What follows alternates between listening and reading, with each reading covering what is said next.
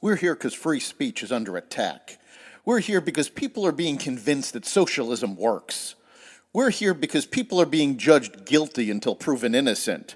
We are fighting back with facts. This is not a safe zone, so buckle up, Buttercup. This is the raw, naked truth.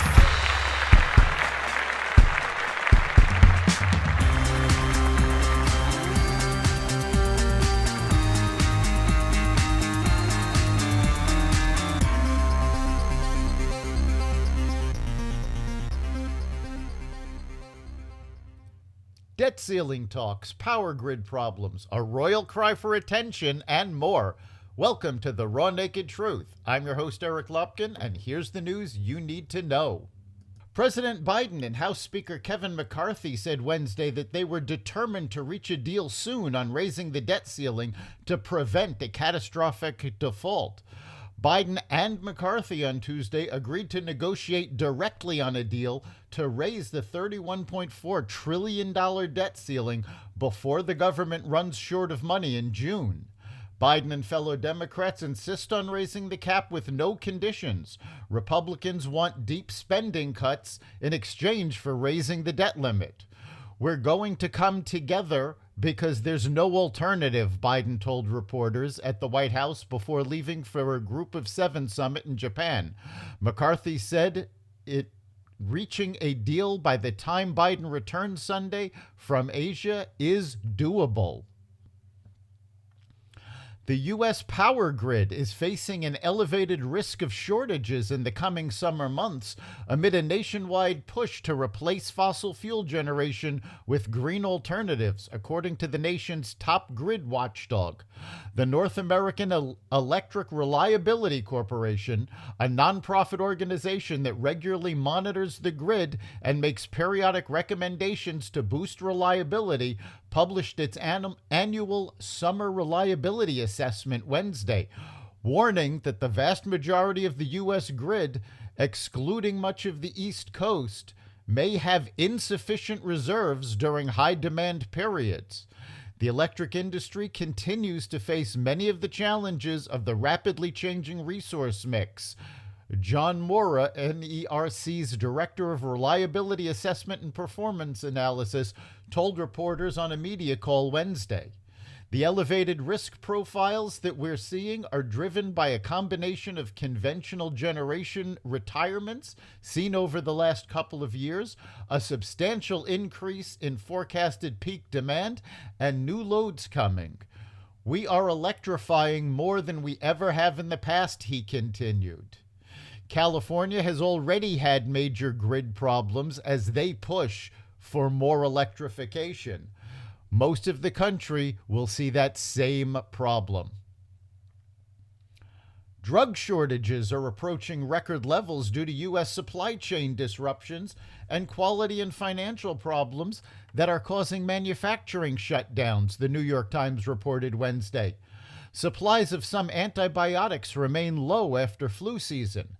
Hospitals are running short of everything from a drug that reverses lead poisoning to sterile fluid that stops the heart for bypass surgery. The shortages are delaying treatment for some cancers. The White House and Congress are investigating disruptions of the generic drug market that accounts for 90% of domestic prescriptions.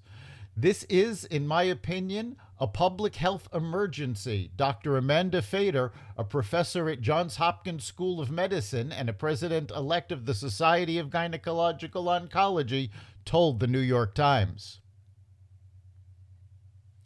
The return to the office has stalled after average city office occupancy rates reached 50% at the start of 2023 for the first time since the pandemic hit the United States 3 years ago. Since then, office usage rates haven't moved much.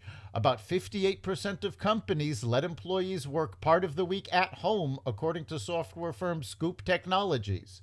Just 42% of companies require full-time in-person work, down from 49% 3 months ago. The situation is devastating real estate values, lowering property tax revenue, and hurting small businesses like bars and restaurants that depend on office workers. Every office sitting empty means less funding for everything from schools to affordable housing, New York City Mayor Eric Adams said in a statement. OpenAI CEO Sam Altman on Tuesday warned lawmakers artificial intelligence could cause significant harm to the world. Altman, testifying to Congress for the first time, said he was willing to cooperate with lawmakers to reduce risks by his company's ChatGPT and rival AI products. Altman called for regulators to address potential hazards like the spreading of disinformation, emotional manipulation, or even the use of AI to target drone strikes. If this technology goes wrong, it can go quite wrong, Altman said, although he said his company would continue developing and releasing new technology. Members of the Senate Judiciary Subcommittee expressed fear that the technology was developing too fast for policymakers to keep up with AI already killing some jobs and spreading misinformation. Montana Governor Greg Gianforte on Wednesday signed a new law outlawing the Chinese-owned short video sharing app TikTok statewide starting in 2024, making Montana the first state to impose a total TikTok ban. The federal government has warned that China could access TikTok data, posing a potential national security risk. A growing number of state governments have banned TikTok on government-issued devices. A TikTok spokesperson claimed in a statement that Montana's new law violated First Amendment rights to free speech. We want to reassure Montanans that they can continue using TikTok to express themselves, earn a living, and find community as we continue working to defend the rights of our users inside and outside of Montana, the spokesperson said. Finally, in an effort to gain sympathy and get attention, Prince Harry and his wife Meghan Markle claimed Wednesday they were forced into a near catastrophic car chase by a ring of highly aggressive paparazzi that lasted nearly 2 hours after a charity event in New York on Tuesday. A spokesperson for the Duke and Duchess of Sussex said they and Meghan's mother, Doria Ragland, were rattled but uninjured in the chase, which allegedly resulted in several near collisions. Police sources have said that the couple greatly exaggerated the situation, and a taxi driver who drove the couple for part of the time said the chase was much shorter and much less dangerous than suggested. Anyone who has driven in Midtown Manhattan knows a 2-hour high-speed chase is impossible due to traffic conditions. Still, the incident prompted comparisons to the 1997 crash that killed Harry's mother, Princess Diana, after the paparazzi chased her car in Paris. Police statements have continued to say the events, as the Duke and Duchess described them, didn't happen that way.